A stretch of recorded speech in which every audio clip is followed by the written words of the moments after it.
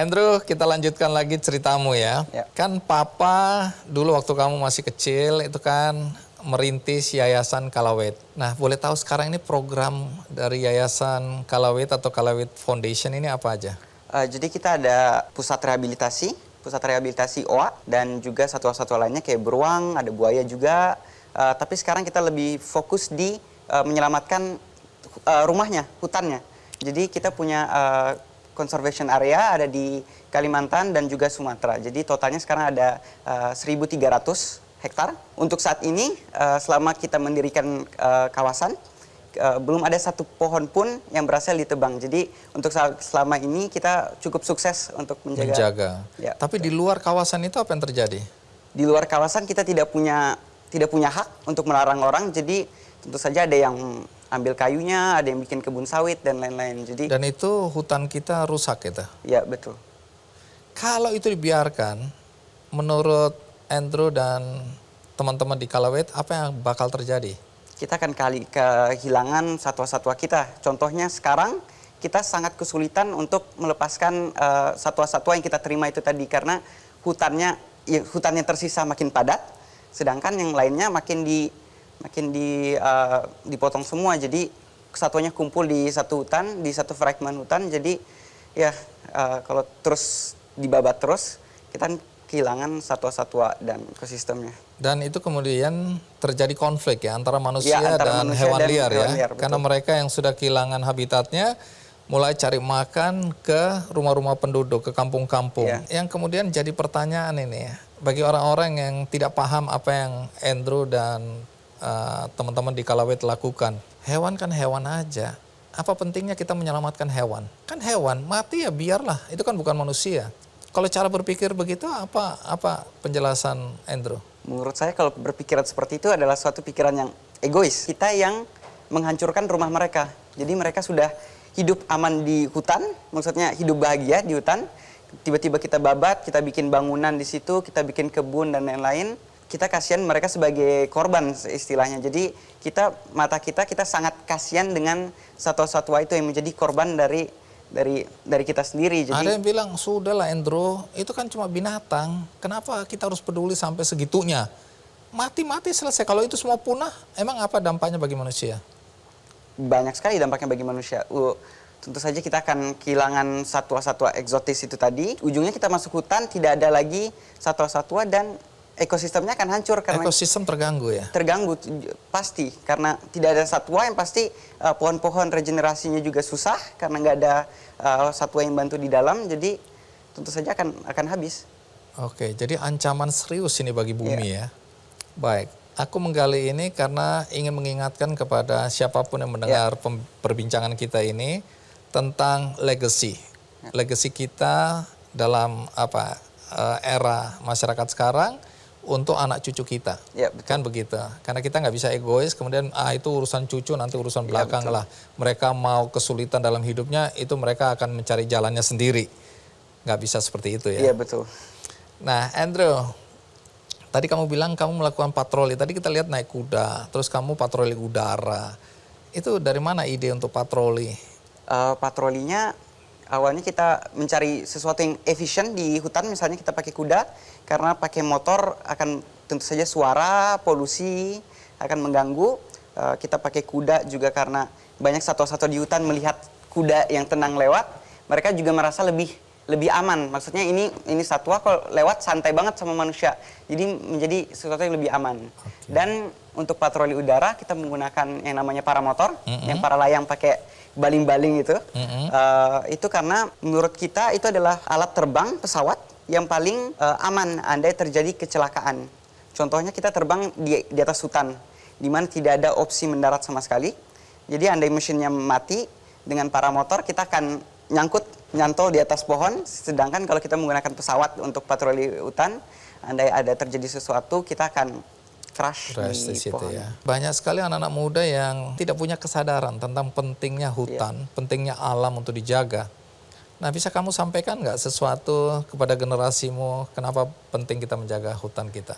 Seperti yang saya bilang tadi, sangat penting karena untuk kita tidak menjadi seseorang yang egois terhadap korban-korban satwa yang telah kita itu tadi ganggu tadi, dan juga untuk tentu saja anak cucu kita, orang-orang di masa depan yang akan merasakan dampaknya jauh lebih parah dari kita andai kita tidak tidak berjuang sekarang, kita tidak melakukan sesuatu sekarang, di mana orang-orang nanti anak cucu akan kesulitan dalam hidup mereka. Hidup mereka kelak. Betul. Ya.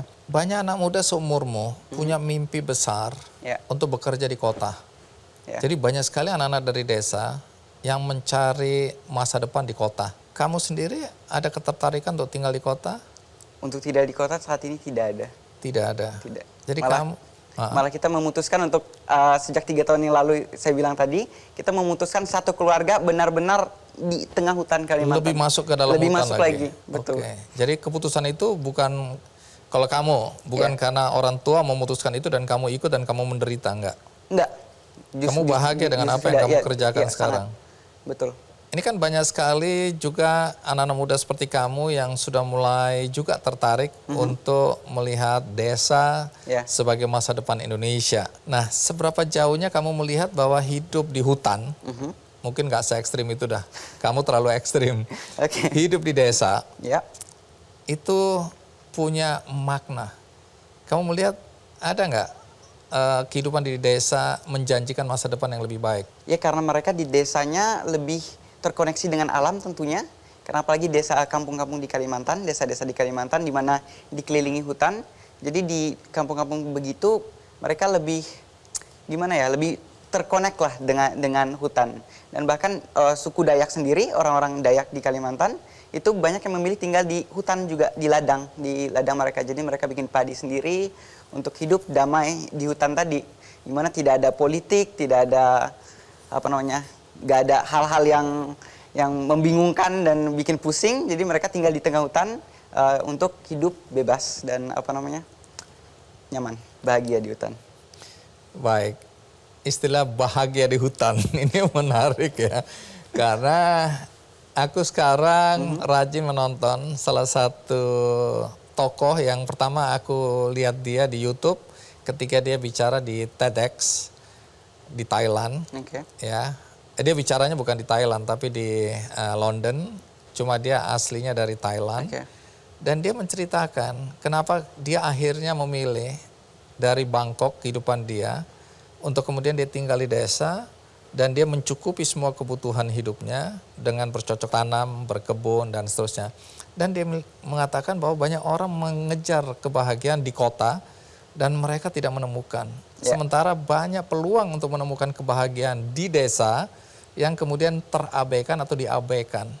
Jadi kalau aku lihat ceritamu ini kelihatannya begitu. Ada, jadi desa itu juga bisa membuat orang bahagia. Ya betul. Apalagi kayak kita di hutan, kita banyak banget belajar bersyukur karena kita tinggal di hutan. Misalnya kita cari buah di hutan, for example kita ambil buah di hutan dan lain-lain, kita akan merasa sangat senang karena itu hasil kita cari di hutan dan tentu saja bersyukur karena itu ada di sekitar. Jadi rasa kepuasannya beda sebenarnya, sangat, karena ya kita maksudnya berhasil memetik gitu.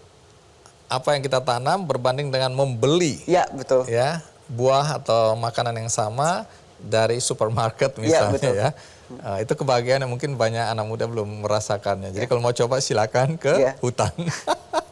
Oke, Andrew, ya senang sekali dengar ceritamu seperti ini karena sekali lagi banyak orang berpikir bahwa kebahagiaan sukses itu adanya di kota. Tapi hari ini kamu menceritakan bahwa kamu menemukan kebahagiaan di hutan. Bahkan lebih dari itu, kamu punya kontribusi untuk menyelamatkan lingkungan. Dan kalau semua orang berpikir sama seperti kamu dan ayahmu atau teman-teman di Kalawait, maka harusnya bumi Indonesia ini bisa kita jaga bersama ya. Betul. Jadi sekali lagi terima kasih. Sama-sama. Sampai jumpa di hutan. Ketika satu hari aku main-main ke sana. Ya harus loh, aku tunggu loh. Kita tunggu ini Bang Andi. Ini janjiku pada ayahmu yang belum terpenuhi sampai hari sekarang. ini. Kalau sama aku nanti kita nginap di hutan. Nginap 24 jam. Terima kasih. Bagi Anda yang penasaran ingin mengikuti cerita-cerita selengkapnya tentang petualangan Andrew di hutan-hutan di Kalimantan, cari di YouTube channel Andrew Kalawait. Nah, Selebihnya silakan nonton karena waktu kita yang terbatas tidak bisa menceritakan semua kegiatan Andrew di hutan. Tapi melalui channel kamu mengedukasi masyarakat dimanapun mereka berada untuk mencintai alam. Betul. Sekali lagi terima kasih Andrew. Sama-sama. Berikutnya saya akan mengundang seorang tamu yang mungkin oleh sebagian orang dianggap aneh. Karena dia berkeliling dari satu daerah ke daerah yang lain untuk mendongeng tentang lingkungan. Caranya pun unik. Apa yang dia lakukan? Siapa dia? Ikuti terus Ki Kandi. Dampaknya apa bagi masyarakat waktu itu? Dengan kerusakan terumbu karang, selain harus mencari ikan lebih jauh, tapi apakah secara ekonomi juga terasa?